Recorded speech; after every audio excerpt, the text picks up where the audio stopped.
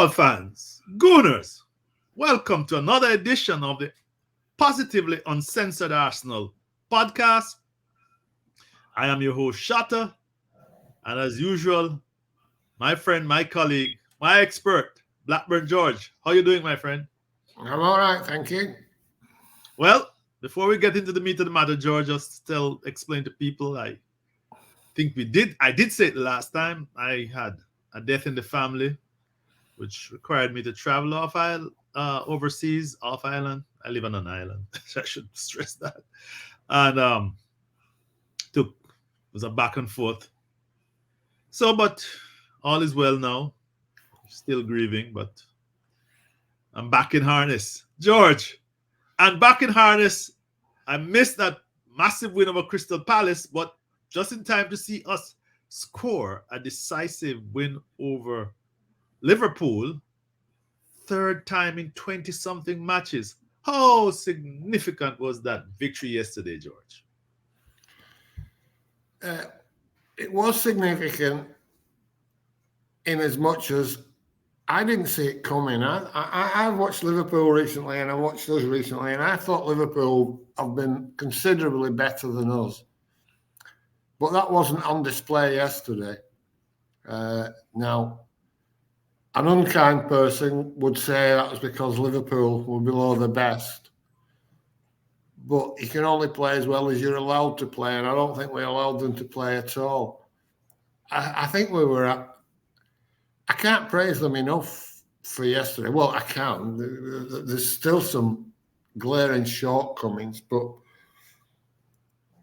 Arteta tactically got it right. And he outthought and we outplayed Klopp's team. And it reminded me of what our old friend Ehab used to say, that it would take 200 games for Arteta to learn how to manage big games. Yes. And it's looking like, our record against the big teams this season is excellent. And there was no luck involved yesterday. If anything, it was, well, there was luck. It's strange. There was a lot of luck, but the result wasn't lucky. And I thought we played very, very well. I thought everybody contributed and everybody carried out their instructions that they'd had to the letter. And we just looked a very, very effective football team. I mean, it was great to see. Yes, it surprised me. But when let's just look at the stats, George, because it is significant. Before I even ask you a question, I'm going to show the audience some the stats from yes.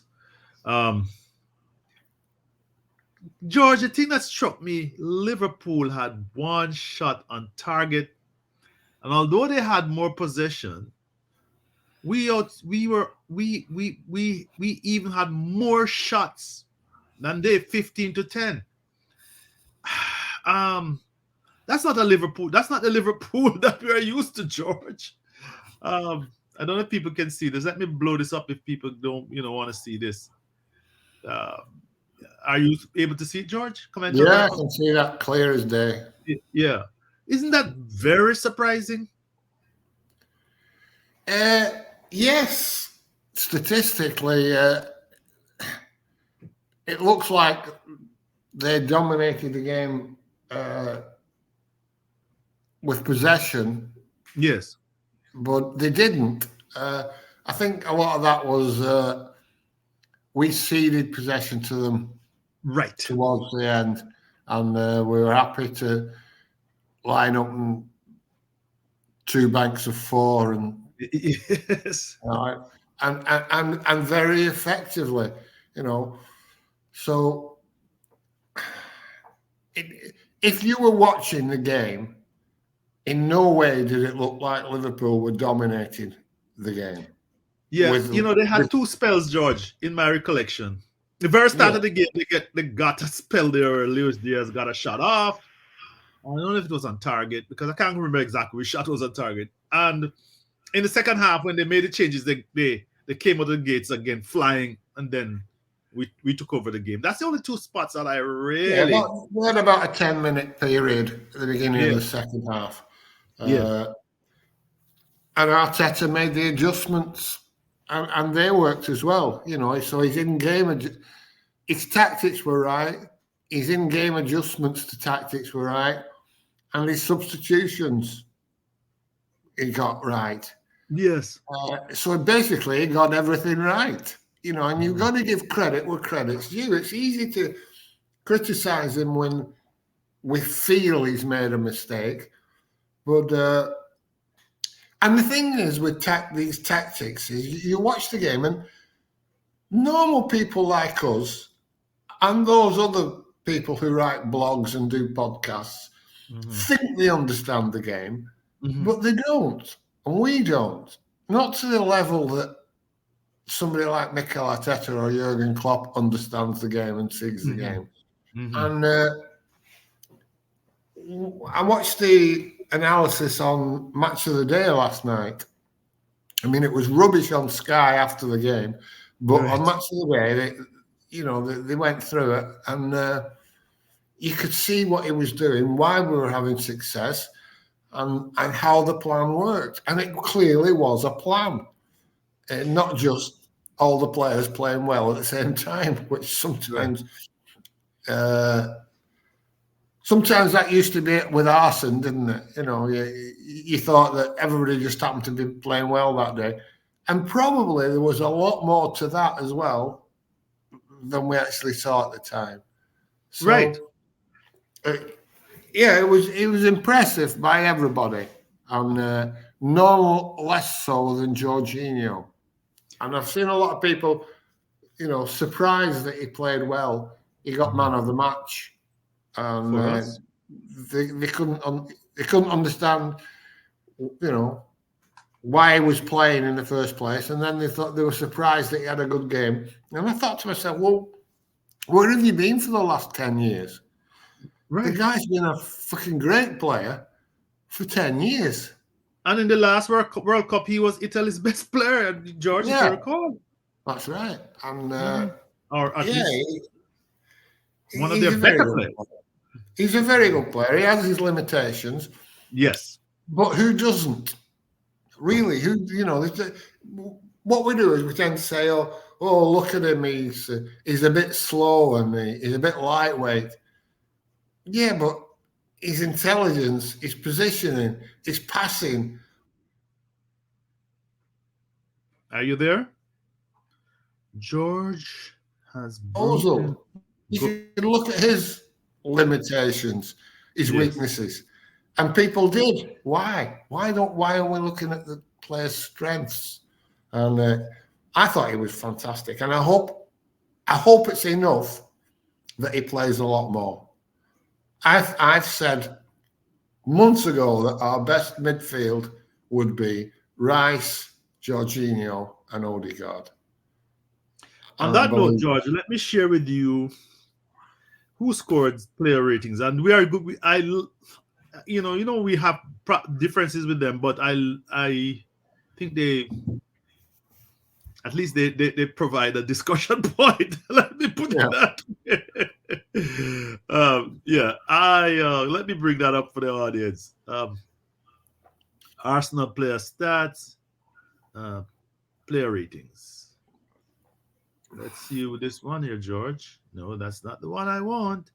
So let me go back to my file, which I prepared. Slides. Arsenal player stats. That's the one I want to show you, George. Are you seeing this? Yeah. So I'm trying to blow it up, but it is giving me some problems. But they rate Martinelli 7.7.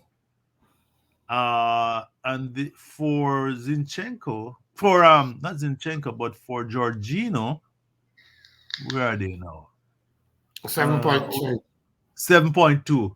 So George, we know that we know that Martinelli, who by the way we had some criticisms the last time we did the game, but he was a thorn in Trent Alexander's side.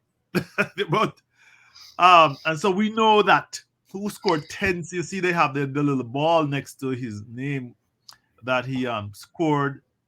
He scored? No, he didn't score. He assisted. But they gave him a 7.2. Well, he did score. Of course, he He did? scored. Yeah, Virgil van Dijk and Alisson. Oh yeah, the Virgil van Dijk. Alisson. Dropped the ball at his feet. Yeah. Why am I? I forget that the two of them. I was quite surprised on the comedy of errors. But yeah, he did score. So they tend to give the scorers a high rating, and that's the same thing for Saka, who scored on the other side. But George, yeah, take us through this. You are the man. Well, yeah, I think Saliba's down because he made a mistake leading to the goal that we gave away. Yeah. The three in midfield were absolutely dominant, so they've all got the same ratings. But personally, I feel Jorginho was the pick of the bunch comfortably. Yes. And up front, Havertz played his part. Now he had quite a game, George. To interrupt you, he had quite a game. Even though I thought he flubbed that shot attempt that Saka took advantage of when he rebounded off Alisson. Yeah, but he's not the first player to miss openings like that, and he won't be the last. But when the team came out and Jorginho and Havertz were included, everybody was having a breakdown, thinking that, there's no chance with these two playing. And again, you have to credit Mikel Arteta. He got it right. Like I say, Jorginho had a great game, and Havertz played his part. I mean, he worked his socks off. Now, I think for £65 million, you expect a bit more than a player working the socks off. Yeah. You could pay £5.50 for a player, and he'd work his socks off. But he did contribute. The first goal, like you say, probably he should have done a bit better. Mm-hmm. And then we got a bit lucky because the ball, Alisson made the save and it landed right at Saka's feet. All he had to do was control it and pass it in the net, which he did. Good. Bit of luck there. Then a huge slice of luck with the goal that we just talked about, Martinelli scoring. I mean, that's a 1 in 10,000. Yes. I don't think Van Dijk and Alisson will do that. No, you'll never see that again. You might see one of them make a mistake, but you're not going to see two of them at the same time. So that was 2 goals. And then Trossard scored. And again, it was Van Dijk who got a toe to it and deflected it in because it wouldn't have been a goal otherwise. Right, so you guys say he nutmegged him straight between the legs. Goals, yeah, all 3 of our goals had an element of luck and a good element of luck. However, our expected goals were 3.25, the highest that Liverpool's ever had against them in the Premier League. Well, we had 15 shots, and that means that although the 3 goals were lucky, the actual goals, it wasn't unlucky that we scored 3 goals. We could have been expected to score 3 goals. And that was because we played well. But it does pinpoint the problem that we're not clinical enough in front of goal. If you need 3 strokes of luck to score the 3 goals that you've actually deserved to score, there's something still not right. I mean, Havertz is never going to be a predator. His movement in the box his movement on the field is good, but his movement in the box is poor. However, it's like anything else. Remember Olivier Giroud? People used to complain about him. You know, being slow. His limitations. Never ever highlighting how good he was at some of the aspects of the game that knitted the team together. Yes. And at least Havertz is occupying the space of a number 9 more than Jesus does. Right. Jesus might be a better player, Mm-hmm. but he's never in the number 9 position anyway. When you need. So, you know, it's like people saying how much Jesus contributes. It's funny how you look at players differently.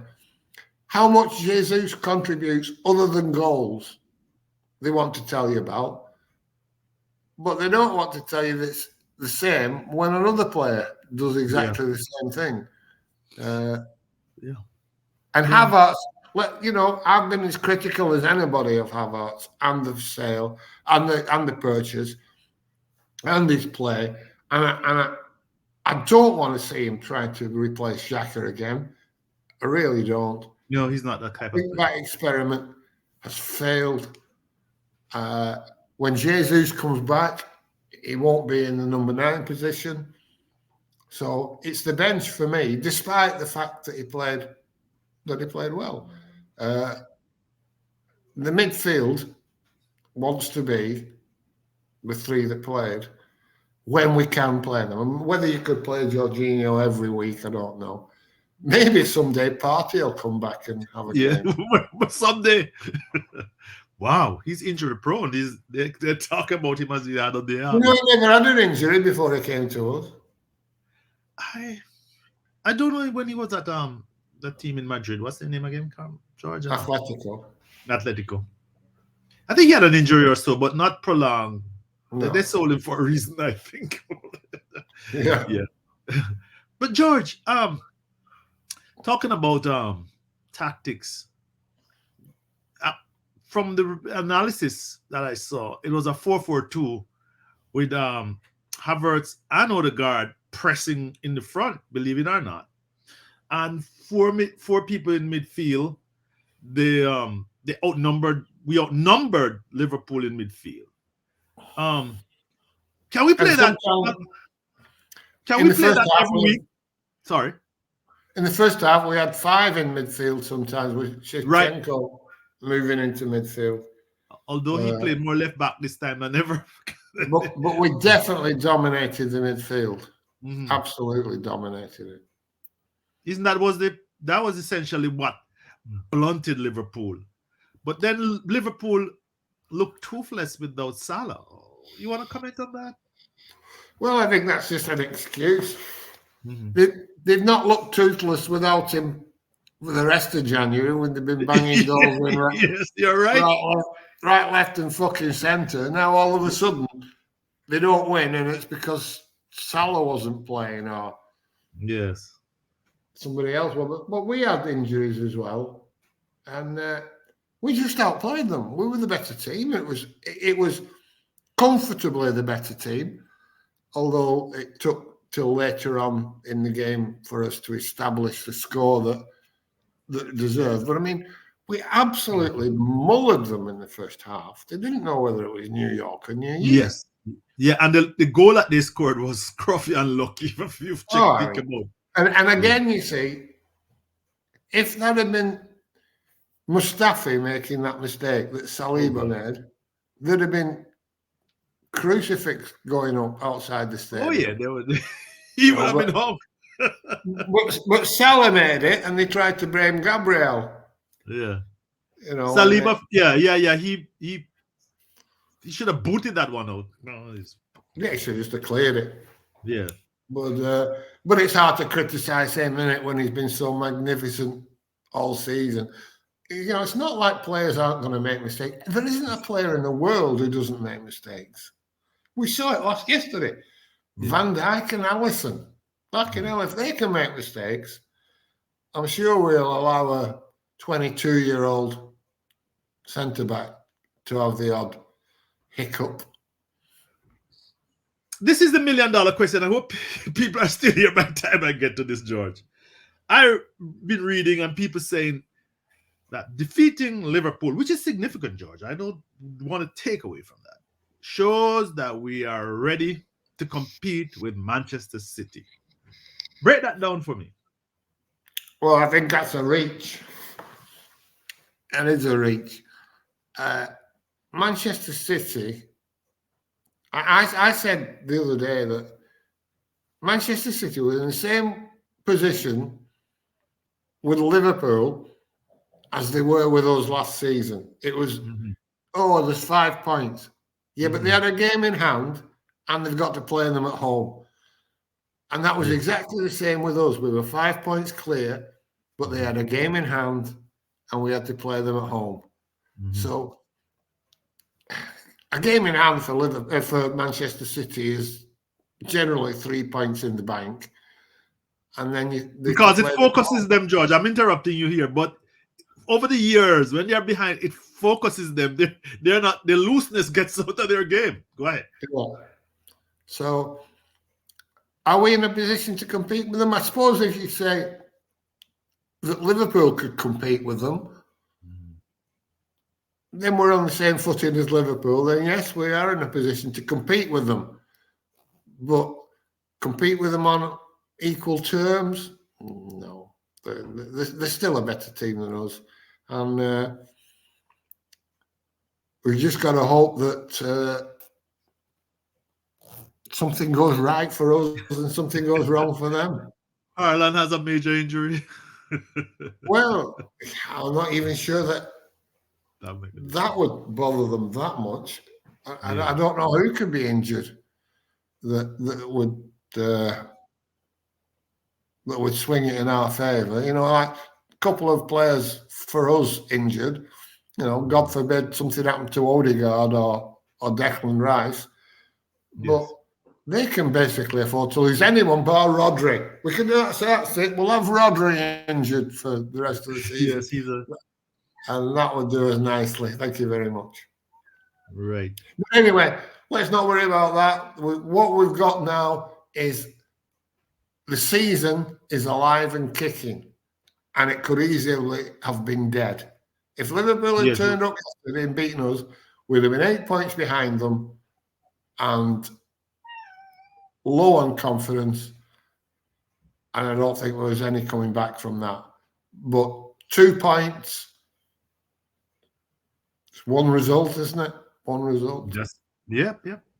But it's a long way from home, George. Don't you think? I mean, this is how many games? 23 games, right? We are at 15 to go. 15 to go. It's a long way from home. I mean, Manchester City proved that time and time again. 15 games is a lot of games. I mean, if somebody told you now that Manchester City would win every game between now and the end of the season, it isn't impossible to accept. But we're not going to win every game between now and the end of the season. I'm not saying City will, but they could. That's the difference. They can go on a run where nobody gets near them. And I don't think either us or Liverpool can do that. They're still the team to beat, but you never know. You just never know. At least with a chance, at least with something to be interested in, And at worst, you think we're more or less pulling away and guaranteed a top 4 finish. I would think. I would think. I mean, things can still go horribly wrong, but you would think top 4 is now an expectation rather than a desire. A reasonable and probable expectation. Would you say? Yeah. Well, George, I think we have nattered on long enough. We are not, I think. Would you? Well, would you think we should heighten or moderate expectations? I think we should moderate them. The danger is that when you heighten expectations, when it doesn't come to pass, you look on that as a failure. Yes. Whereas actually, the fact that we are still in the race and competing should be looked on as a success. People who say only winning is a success are idiots. You know, when you're competing with Manchester City, you know, coming second isn't failure. Coming third isn't failure. And that was what was missing for that. Ever since during the Arsene Wenger era, 20 years in the top four, and people said that was failure, and I couldn't wrap my head around with him being like, how much you had to figure in terms of net spend, he was way down, you know. But anyway, that's history. George, we are back.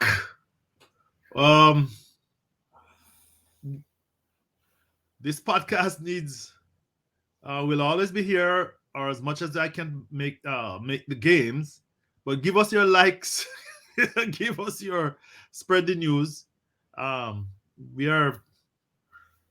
What are we trying to do? Trying to be as honest and as reasonable as possible. Any words from you, George? No, I'm just happy that we're on the up again, because it was not very nice over Christmas. Yes. Yeah, everybody was a bit fed up. You know, people trying to put a brave face on it, but everybody was a bit low. And I'm just glad to see the team, Arteta, fans, everybody happy with the way it is, you know. But like you say, don't get carried away, because you'll soon start thinking that. I mean, people think we failed last season, that, you know, we collapsed, and that wasn't a failure last season. That was magnificent last season. That was growing pains, George. That's growing pains. You don't become a championship team overnight, though. No. You know, with all the buying and the shuffling and the selling too. No. And we're still a relatively young team. Still, you know, the future looks reasonable. I mean, people who think, you know, you see people saying, "Oh, well, we're going to dominate," and well, no, we're not. But if we can compete, if we can be happy most weeks winning, surely that's as best we can hope for. Thank you, George, and thanks to those who keep us in business with your support, with your watching, with your likes. See you again after our next game. Bye. Bye now.